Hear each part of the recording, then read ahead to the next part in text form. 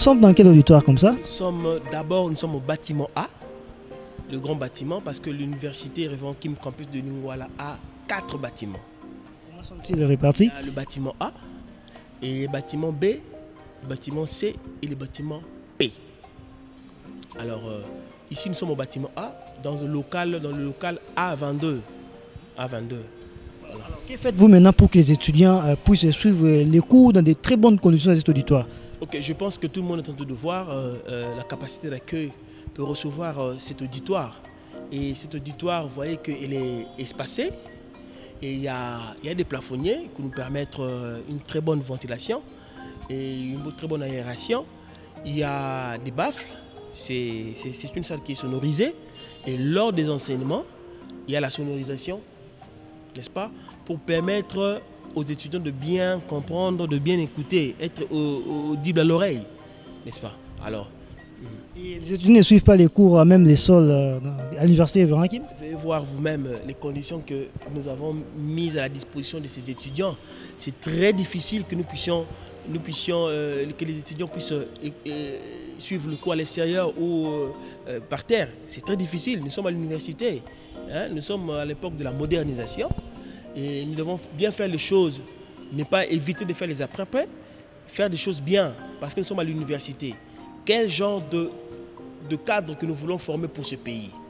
Et je pense que si on veut voir de bons cadres, ils doivent aussi avoir de bonnes conditions d'études et de bonnes conditions aussi d'enseignement. Voilà. Et, nous remarquons que l'auditoire est vraiment propre. Hein. Alors, voudriez-vous nous dire également, c'est quoi votre secret? Comme je disais toujours, la maintenance, hein.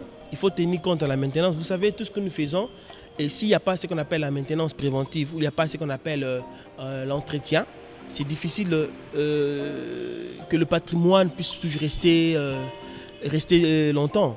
Hein, c'est un patrimoine, nous devons bien garder le patrimoine, n'est-ce pas? Nous devons bien garder le patrimoine parce que, comme je disais tantôt, nous voulons former des cadres. Quel type de cadre que nous voulons former? Hein? Les cadres doivent avoir des pensées pures, les actes purs, des paroles pures. Et puis ils doivent étudier dans des conditions pures, dans une université pure, dans une université où ils ont toutes des bonnes conditions d'études, n'est-ce pas? Voilà. Voilà, Monsieur Destin Ndombe, une question nous vient vite à l'esprit, c'est celle de savoir justement, alors que faites-vous pour que vos étudiants puissent concilier les théories apprises à la pratique de la profession?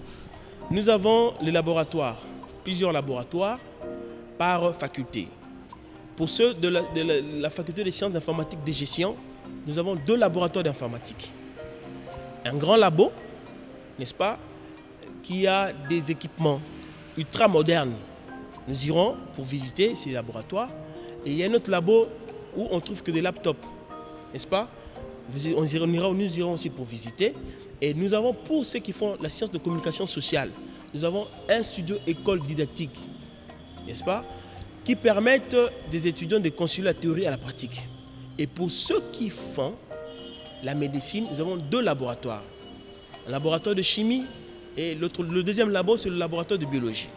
Voilà. Alors, vous avez parlé des labos et des studios écoles. Avec votre autorisation, pouvons-nous également aller visiter? Tout à fait, on peut faire nos 100 pas. Voilà, puisque nous effectuons une balade à l'université Révérend Kim, nous vous invitons également à suivre cette fois-ci les laboratoires qui y a à l'université Révérend Kim, aussi les studios écoles conçus pour les étudiants qui font la communication. Suivez avec nous cette balade.